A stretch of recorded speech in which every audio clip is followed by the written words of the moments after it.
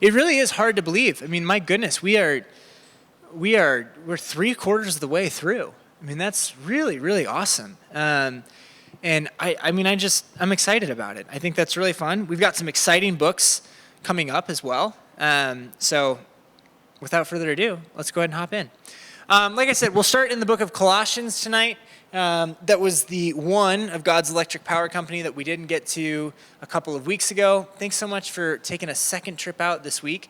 I know it's not easy to get to these on Thursday nights. You got to plan around stuff, but you're here and you're diving in, and I think that is just really, really cool. So you'll notice some consistent themes, as we should, right? But again, like I said a couple of weeks ago, as we read these together, we start to understand there were certain things that Paul was writing about to specific congregations, specific regions, specific churches, specific people. So Colossians is written, again, during one of Paul's imprisonments. We're getting used to Paul being in prison. Throws us back to Romans, right? And he's in prison for what? For announcing that Jesus has risen from the dead. He is the true king of the world. And in this Roman establishment where Caesar is king, that was quite controversial. So this letter is addressed to a group of people in Colossae that Paul had actually never met. Instead, they made up a church community that was started by a man named Epaphras.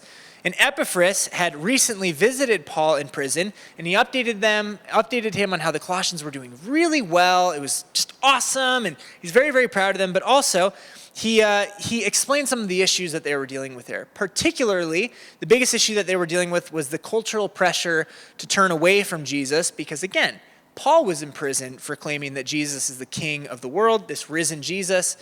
Well, that's going to cause some issues in a power-hungry community, or power-hungry kingdom like Rome, and especially at the very, very top, where it's extremely power-hungry. So Paul wrote this letter to encourage the Colossians and encourage them to address these issues head-on, and to challenge them, right? And to challenge them with greater devotion to Jesus. He's like, oh yeah? You want to see how much we can dig into this? You want to see how much Jesus loves us? You want to see how powerful he is? Not even the forces of Rome could stop us from our devotion to this Jesus. So it's a letter of encouragement.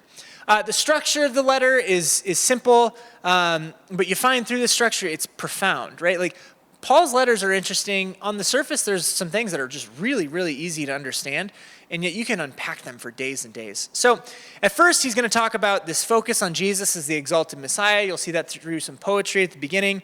Then he's going to talk about his own personal suffering for Jesus. Then he'll address those pressures to turn away from Jesus. And then he's going to, it's almost prophetic the way that he talks about this resurrection life. It's this word of encouragement. They're like, now you hold strong here. So first off, let's go ahead and talk about this Jesus that Paul was imprisoned for. This Jesus that the Colossians were depending their lives upon for in the face of the power-hungry Romans. So he opens up with two prayers. These are relatively famous prayers in the Bible, and Paul is going to thank God for the love that the Colossians have for Jesus, the love that they have for their neighbors because of the love that Christ has for them, and he prays that they would grow in their wisdom and understanding about Jesus. That's going to be, this encouragement that shows up throughout the book. So in a poem, he's trying to help them do that, and he's trying to help them by explaining to them that Jesus is crucified and exalted. He's the crucified and exalted Messiah through his resurrection. So there are two parallel stanzas in the poem that Paul provides here. The first stanza explores how Jesus is the true image of God. It's where we see in Jesus, we see the invisible God. Maybe you've heard of that line before. So in him, the full character and purpose of God is embodied in human flesh. He's also the firstborn. He's using this rich Old Testament language. Again, remember who Paul is. He was a Pharisee, had the entire Old Testament memorized. So when Paul is hearing these stories about Jesus and he's telling these stories about Jesus, and as he studies the stories of Jesus, he cannot help but see it through the lens of all these fulfillments of Old Testament scriptures, all these Old Testament prophecies. Everything he's seeing leads up to Jesus. It would be the same thing. I can't remember if I said this at this class or not, but it'd be the same thing as if you just live and breathe like college football, right? And so like you're like, yeah, that reminds me of in 1987 when whoever was the Pride Nebraska, right? So let's not talk about the 80s for college football, but you know what I'm saying? Like Paul just cannot help but see the world through this lens. It's not just his hobby, it's his obsession, right? So he's seeing everything through this Old Testament story, and so he uses that kind of language.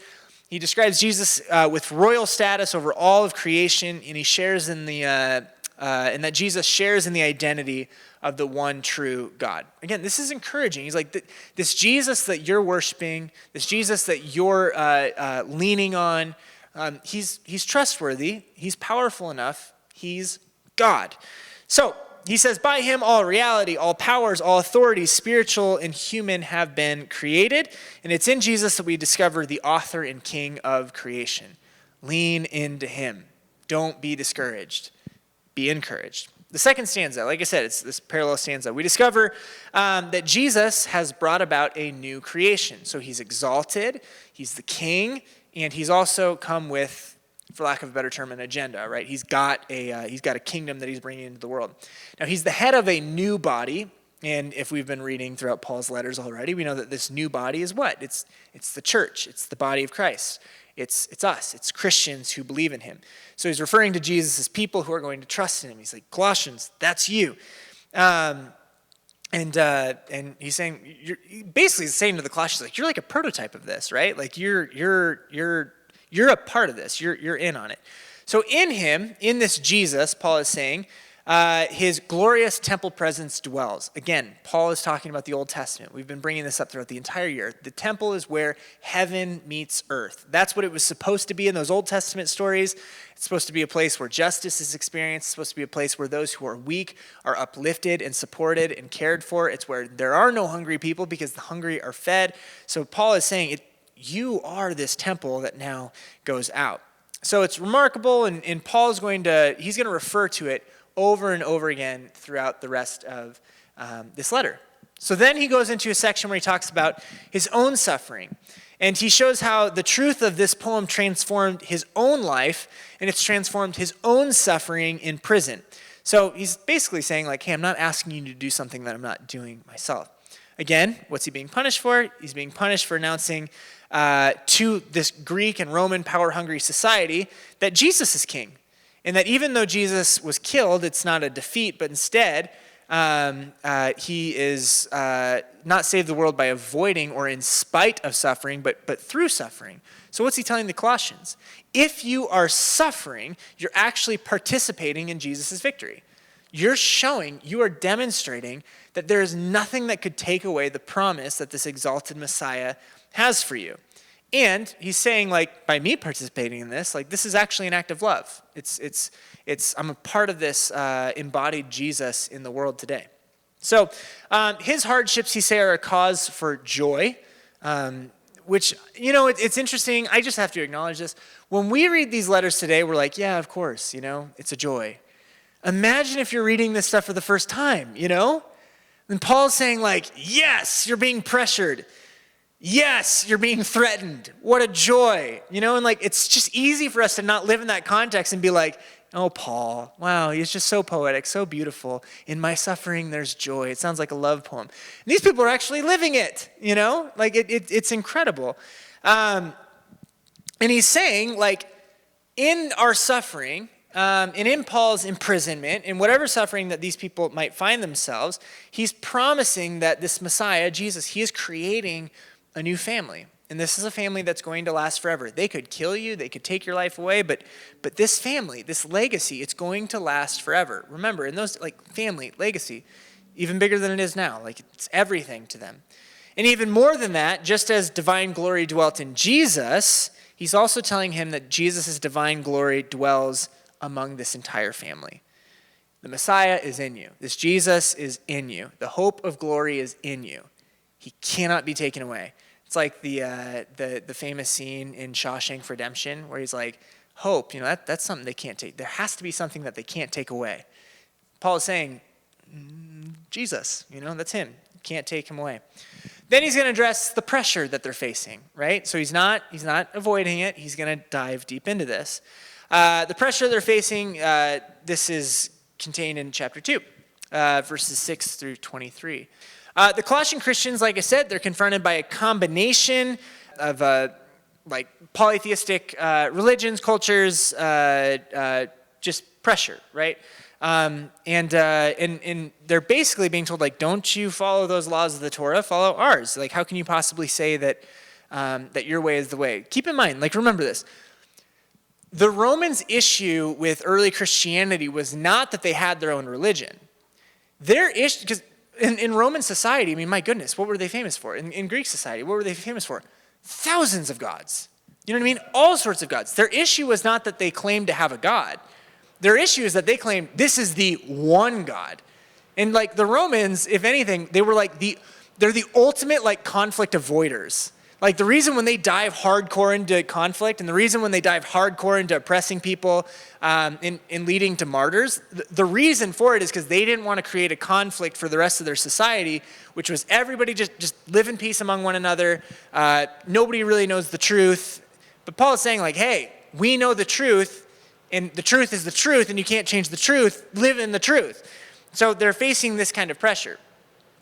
So lots of these Christians in Colossae, they had grown up worshiping various Greek and Roman gods who would govern in different areas of their life, right?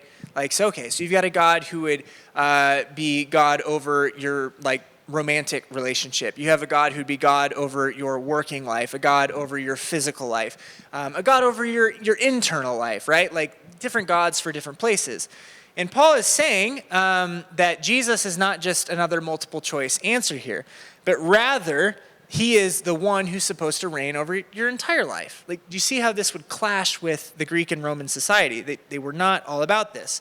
So when a church like Colossae, they would take on this new identity, like there was, I mean, you're either going to dive all in on that or all out, right? Like dive all in or all out. So the all out was basically to say like, well, Jesus is just a multiple choice answer, or among the many multiple choices and answers. But then you've got some who are like, you know, like in order to follow Jesus, you've got to reflect the community that Jesus came from. Like, and this isn't in Colossians, but it's worth saying, like, Jesus comes from the family of Abraham, one family chosen among the many to redeem the many back to him, right? So like that's the purpose there. But they're saying here, like, hey, no, if you're going to be a part of this, you got to be like that physical, historical family. Same issues that we saw in Galatians. Circumcision, following laws of Torah, the cultural laws, the food laws, sacred days, eating kosher, the food laws, just like that. And Paul is saying, if you give in to either of these pressures, whether Jesus is just a multiple choice or Jesus came to make you a part of a specific culture and part of a specific rule system, he said, you're totally missing the point of the gospel. You're failing to grasp who Jesus is and what he did on their behalf. Jesus came from the one family among the many to redeem all families. Now, Paul's not saying abandon truth, right? He's not saying, oh, okay, so however you're living goes in accordance with Jesus. That's not what he's saying. What he's saying is that Jesus is the God who reigns over your entire life, but Jesus isn't the God who showed up in your life to send you into one individual culture. Jesus is the one who came into your life to send you out into the world to all the nations in bringing his truth, his messiahship, his authority, and his kingship to the rest of this world as what? When Jesus is king over a place, he's king over what? He's king over heaven. And when we show up in those places, well, here's heaven on earth, right? So like when Jesus shows up, we're like, no, like for real, this is the one Jesus. But this one Jesus gets to show up in all these different places. I've probably opened up too many cans of worms on that, and we could go forever, but I do have to keep going. Sorry. It's funny. That whole section I just did there was like just that little part, and I just couldn't stop, so I apologize. I'll conclude by saying this. The Colossians, Paul says, you used to live in fear of spiritual powers and elemental spirits, but Jesus triumphed over these through his death and resurrection. So, what Jesus did, it lacks absolutely nothing. Jesus is the reality. Like, he is the point. He is enough, right? Like, hang on, stand firm, you can trust him. Then finally, Paul goes into this resurrection life. Basically, this is like This is all the marbles, if you will, even if they took absolutely everything away from you. Paul says, instead of the laws, followers of Jesus have the power of his resurrection to change them. Do you remember a couple of weeks ago when we talked about how Paul was saying that the law is a good thing, but the law doesn't actually encompass a power. The law is a mirror, and the mirror doesn't have power to change the way you look. The mirror just shows how you look. But the gospel is the power to change, the power to transform. So following Jesus means joining this transformed, this new humanity, because our lives have been joined together with Jesus. And when Jesus joins together with us, he never lets us go. New humanity, resurrection life, what Jesus gets, we get. So this is why Paul challenges them. Set your minds on the things above, where the Messiah is seated and rules. And when he says set your minds on the things above, sometimes we think like, okay, well just think about one day when you die, right? Think about one day when you're in heaven. Think about one day when the world's gone. And today we would call this escapism, right? It's escape theology. Like, I just need to get out of this world. But think about everything Paul has said up to this point. He's saying, you are the body of Christ. Christ is the head of this new body, this new humanity. And where do you live? You live here on earth. So therefore, when we go out into these places, we are bringing his kingship into these places.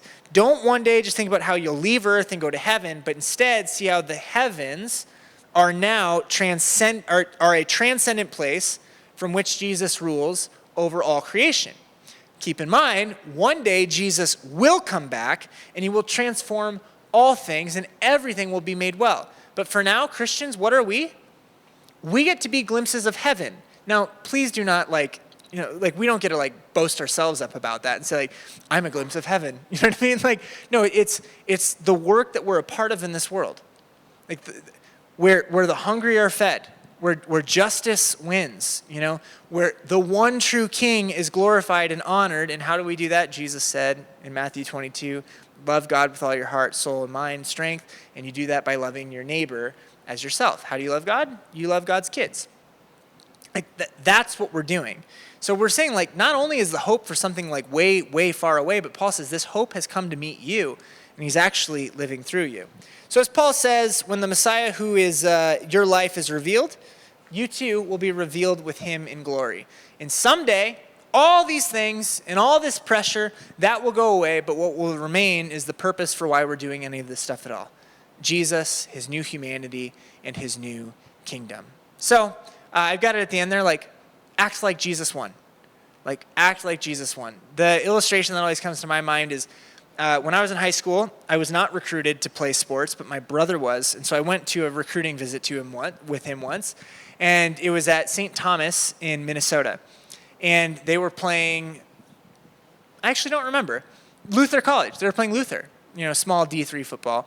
And St. Thomas was winning, and they scored a touchdown. They took the lead. It was a big play, and everybody's really excited as they get in a D3 football stadium with 300 people there, right?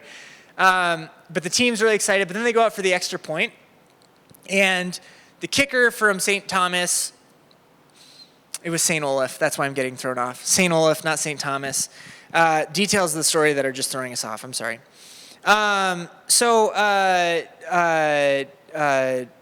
I'm losing my train of thought. I'm so sorry, guys. I was out in the sun with the freshmen for the last hour and a half.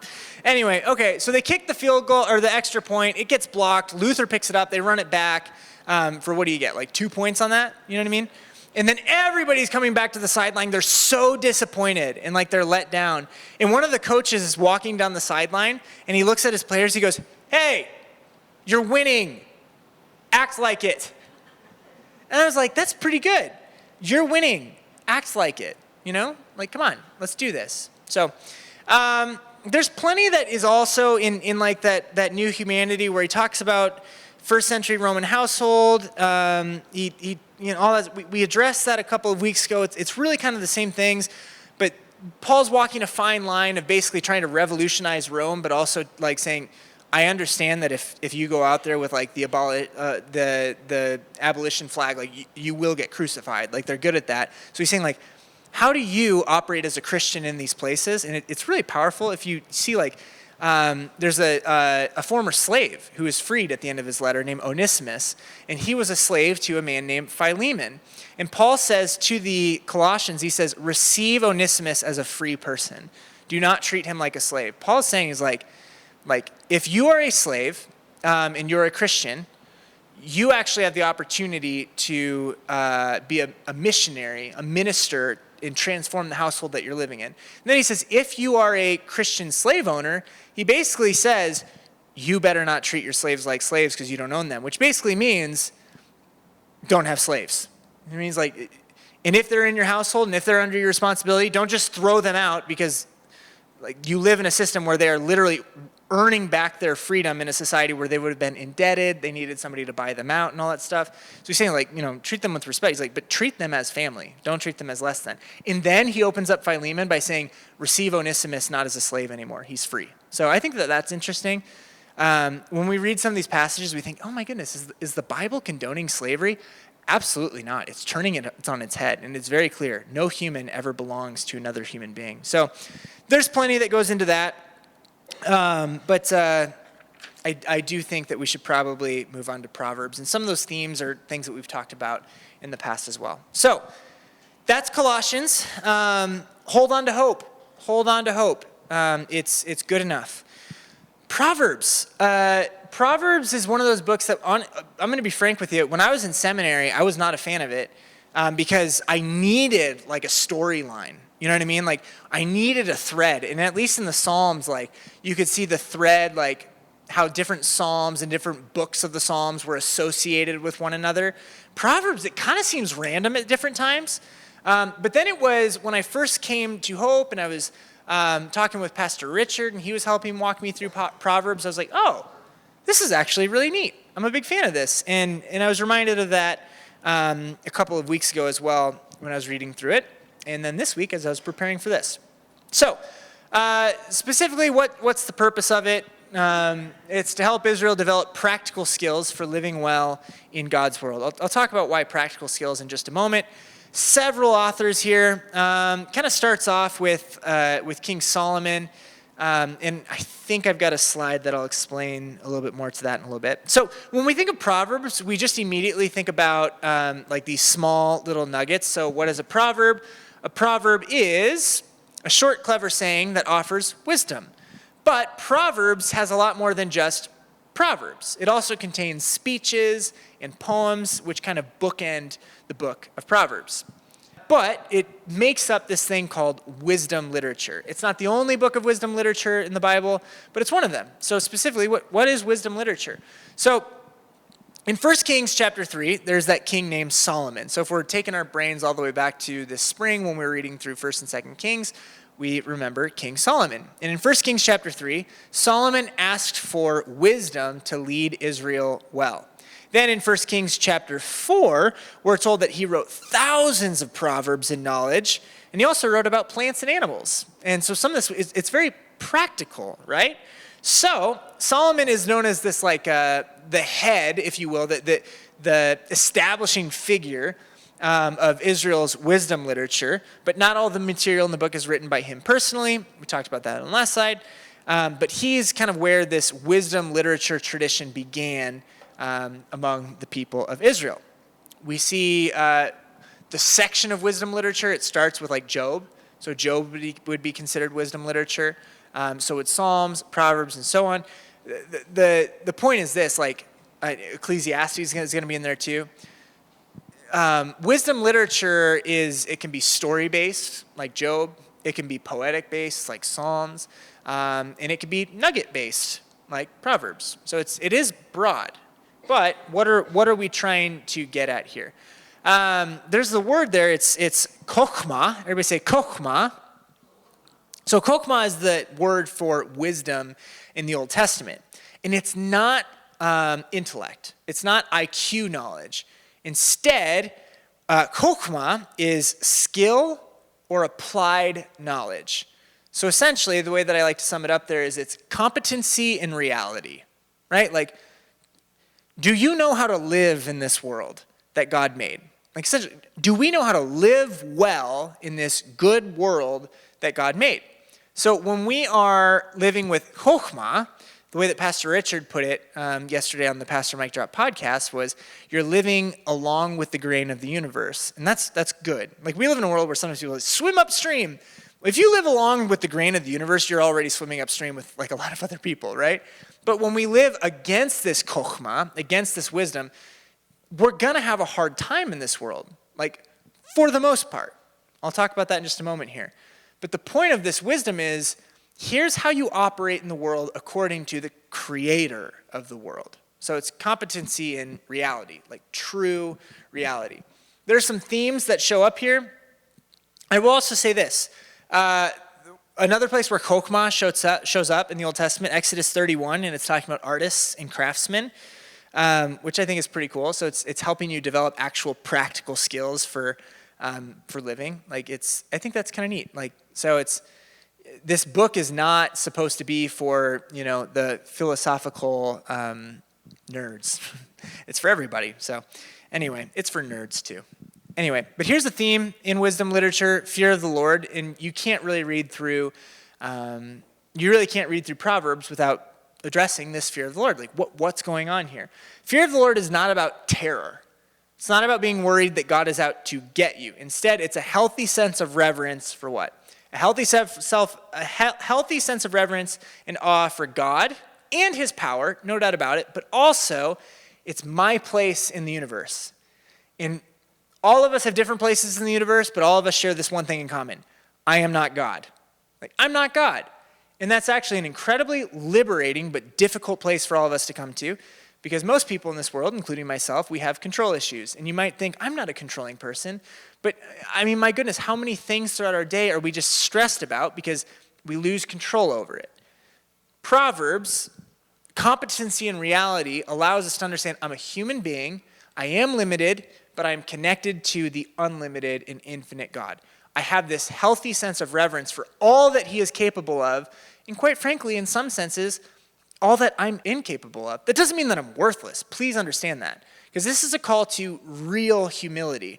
And we all know what false humility is, right? It's like when somebody says, nice job, and then the person responds with, shucks, you don't mean that. And meanwhile, you're like, no, really, I spent years like getting to this place in my life. You're like, I know I'm pretty good at this. You know what I mean? It'd be like somebody who's at their thesis statement, or who's presenting their thesis, or they're defending their dissertation, right? And like they get done, they win it, they earn the title of doctor, and they walk out and they're like, "Wow, congratulations!" No, I didn't really deserve this. Yes, you did. You know what I mean? You dedicated your life to getting this. But it's humility. And what is humility? Like, humility, I think, is just self-awareness. I think it's just I'm aware of what I can and what I can't do. Like, humility is not. Here's one way that like a lot of people have put it before. Humility is not thinking less of yourself. It's just thinking of yourself less. Because I'm aware of where I am. I am aware of my place. I have that part set. You know what I mean? Every now and then I go back to the mirror, I check, make sure there's nothing offensive about me at this point, I have these checkpoints. But I don't really have to be worried about myself. Instead, I can think of myself less, but not think less of myself. I can think of myself less because I know how much God thinks of me. So it's this call to humility when we talk about fear of the Lord, understanding God's place and understanding our place. Now, keep in mind, like, we see the power of God in the Old Testament. We see the power of God in the New Testament. Jesus raised from the dead. That's incredibly terrifying when we think about it. But when we see how God uses his power, he doesn't use it to get us, does he? He uses it, that's interesting. I don't have it this way in my notes. God's not out to get us, but God uses his power to get us. Right? I'm going to preach that someday. All right. And you can all know it started here. Or maybe I won't like it. Anyway, so there are some sections here. So chapters 1 through 9, these are not like little nuggets of wisdom. Instead, they're in sections 1 through 9, there's two things. The first one is there are 10 speeches from a father to a son. And in there we see that virtue and generosity most often, regularly, lead to success and peace. Folly and evil lead to selfishness, pride, ruin, and shame. And then also in this section, there are the 4 poems of Lady Wisdom. Let's talk about these two different sections. First, let's talk about the father's speeches. So, In the father's speeches, it's talking about how to live well in God's good world. Again, we talked about that when it comes to wisdom. He's a father telling his son, make pursuit of fear and wisdom in the Lord your highest goal. Absolutely pursue this. This way of thinking forms the moral logic of the book, right? So when you're starting to read through chapters 10 through 29, you're like, wow, this is exhausting. These are a lot of tiny little nuggets. It's moral logic, right? It's moral logic that goes back to this. Pursue integrity, pursue generosity. That's what leads to success, success and peace. It's important to know this. It's not prophecy and it's not law. This is a different portion of the Bible from that. Instead, wisdom literature is the accumulation of generations of wisdom, right? Like it's generational wisdom that's being passed down. That's why it's from a father to a son. It's a father giving the speech. I've learned these lessons. My father learned these lessons. His father learned these lessons, and so on and so on and so on. And now I'm passing it down to you. Like, remember, when we pick up on godly wisdom, like God's about a family, isn't he? So like when we pick up on godly wisdom, we're not just saying like, God, give me a new revelation. We're like, I have thousands of years of wisdom accumulated to depend on when it comes to how to live well in this good world that God created. So, and ultimately the wisdom leads to what? It leads to honoring God through the way that we love the people around us. How do you love God? By loving God's people. The book of Proverbs gives words of wisdom as God's words of wisdom to his people. Like it's giving it this big high identity. Like these words of wisdom come from God himself, and how has God revealed it? Through the generations. And I will just say there's something liberating about that too. Your job is not to absorb all of God's wisdom right here and right now. Like you play a part in it, and you get to pass down your part to the people who come after you. And hopefully we can gather the lessons learned from the people before us as well. Then we've got the poems of Lady Wisdom. People have taken, it's a small sect, but there's a small sect of people who have taken Lady Wisdom way too far, right? Like, Lady Wisdom, is this talking about the Holy Spirit? Or is this like a fourth person of the Trinity, which would now be I don't know. But you know what I mean? Is that, no, remember, this is wisdom literature, right? Like this is a genre of writing. It's not prophecy. It's not law. It's different. It's not historical. It's poetic. So, Lady Wisdom is the poetic personification of wisdom.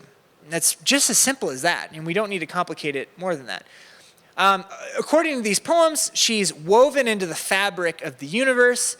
So that means that wherever you see somebody making wise decisions, it's actually not because of their own accord. It's not because of their own strength. Rather, it's a gift that has been given to them. So if you see somebody being generous, upholding justice, having sexual integrity, this is drawing on wisdom. These are different examples that show up throughout the 4 poems. They're creative, and they're poetic ways of exploring the idea that we live in God's moral universe, and that the goodness and justice are actual objective realities that oftentimes we ignore. Like wisdom is nuance, right? I mean, how do I want to put this?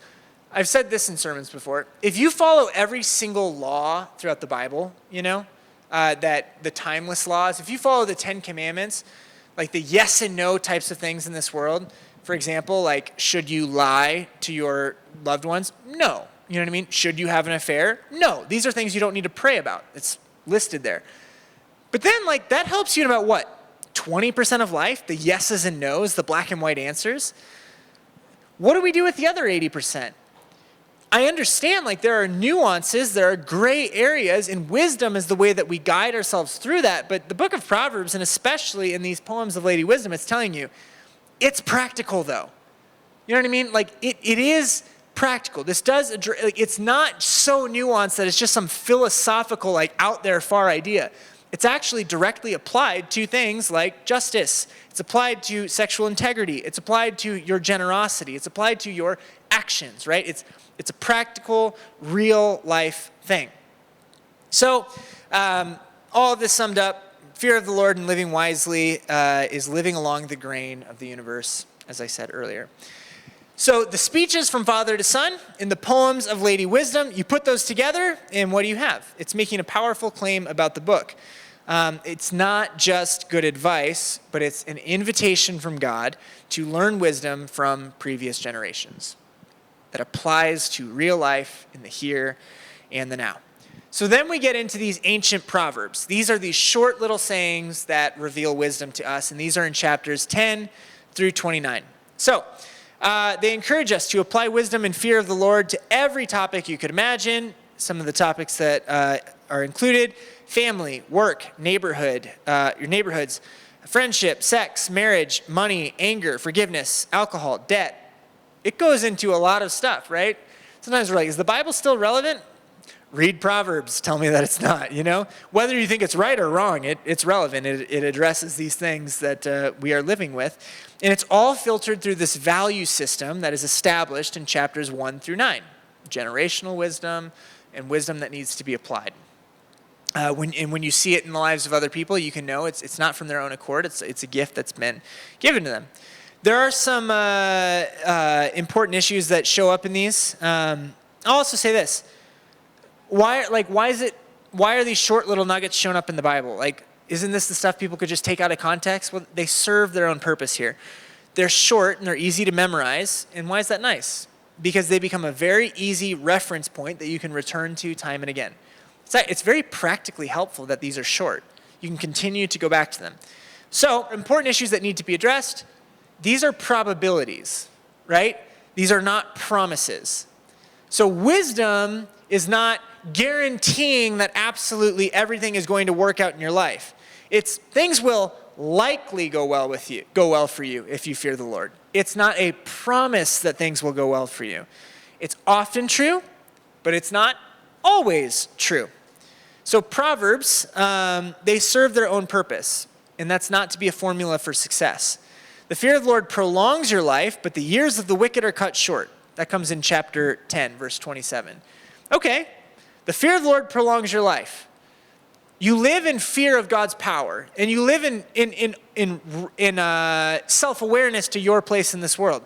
You're not going to do things that only God can do. You know what I mean? You're not going to take Satan's temptation to Jesus and walk off the cliff and say, "Catch me, angels." That's not your role and that's not your job. Now, that being said, some people who fear the Lord, they don't have a very long life. You could just put that out into the world. And I know that's not necessarily always true. You also say in chapter 22, train up a child in the way they should go, and when they're old, they won't turn from it. Yeah, most of the time. Not all the time, right? There are no guarantees, and a lot of things can go wrong. So the Proverbs are focusing on general rules. And you can say, oh, wow, I guess wisdom books, wisdom literature, they just turned a blind eye to, the reality of the world. No, they don't. Job, Ecclesiastes. We covered Job a couple months ago. We know that covers the things in this world where nobody expects that to happen. Ecclesiastes, very, very real. You know what? You can do all this stuff and it's all still meaningless, he says in chapter 1, right? It's just that Proverbs, it addresses its own part of this. So together, all these different wisdom books, they acknowledge that life is far too complex for simple formulas. But how unloving of God would it be if there weren't general principles that we could live by that are helpful? It's no different than having a seemingly foolproof play on the football field, right? Can you see which lens I see the world through? I'm thinking college football. We're getting to it, right? You have a foolproof play, right? It should work. It doesn't always work. Sometimes the ball slips off the quarterback's fingers. I remember during the March Madness tournament, there was one analyst who was saying their go-to play was a guarantee play, where if the other team was on a run, they have a play that they'd run, they can guarantee we can stop the bleeding by getting a basket. Well, it's not guaranteed. Ball might roll off the finger wrong. The rim might be a little too tight. You might slip on the floor. Doesn't mean you shouldn't run that play. Doesn't mean that's not your best shot. God's giving you a playbook here, but yeah, sometimes the play doesn't work out, and there are all sorts of reasons for that. Then we get into the conclusion of the book, and these are some of the more famous parts of Proverbs. And I just encourage you, especially when we get into 31 here, just let these Proverbs, let these poems speak for themselves. Let's not try to speak for them, right? Study them, understand them, put them within the context of Proverbs. But just sometimes we way overcomplicate this, and I'll explain that in a moment. So chapter 30, written by Agur, he begins by acknowledging his folly and need for God's wisdom, and then he discovers that divine wisdom has been given to him in the scriptures, and it teaches him how to live well. So Agur, like, why was this included in the Proverbs? He's like a model of a Bible reader for us. And what does he do? He's open to hearing God's wisdom through the scriptures. He doesn't show up to what does he say? He says, he's like, I've got folly, I've messed up, I've failed, I need God's wisdom. He has no agenda. He shows up to the scriptures, and he lets God's word speak for himself. Part of letting God's word speak for itself is studying it, understanding the context, different things like that. Some things that we have to pay a little bit more attention to, being removed of several thousand years from a lot of these stories, a lot of these writings, different things like that. But when we approach the scriptures, we don't come in with our own agenda. Our own agenda is folly.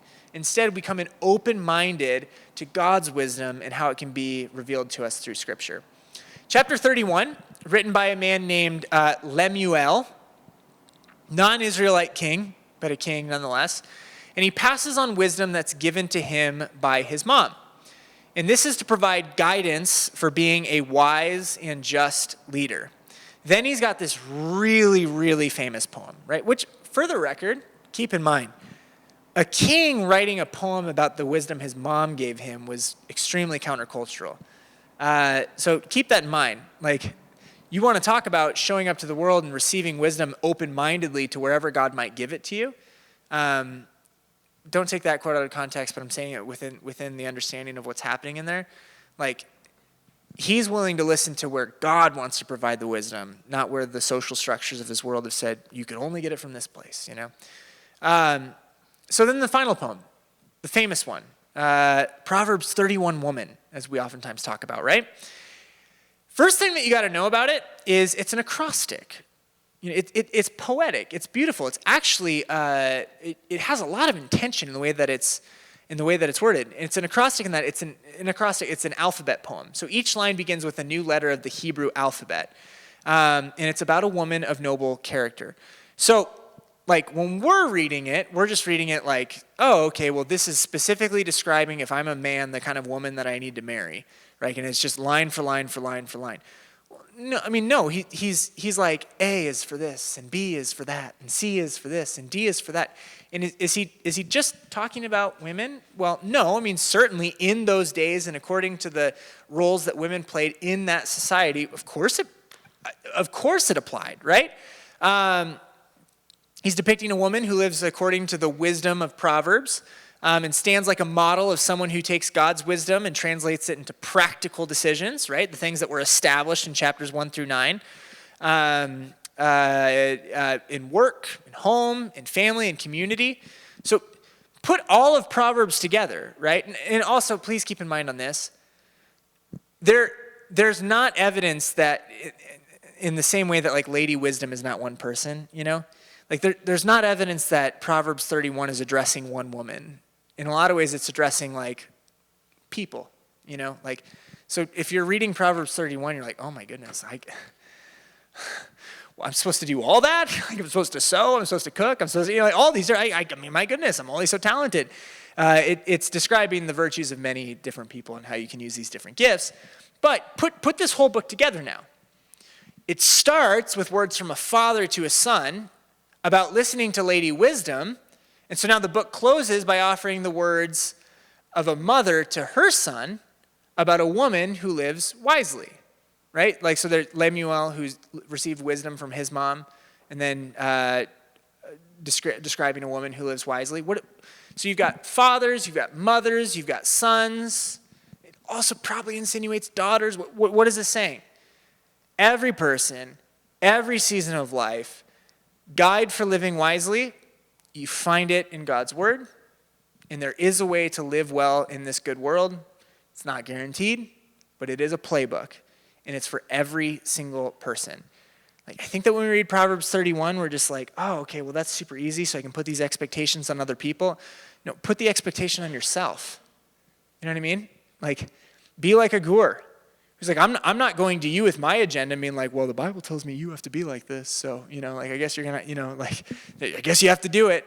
No, it's like, allow this to be a mirror. I'm not saying in the sense of law, but allow, like, open it up, read through it. Do I demonstrate these things? And I'm not just talking about Proverbs 31. I'm talking about chapters 10 through 29.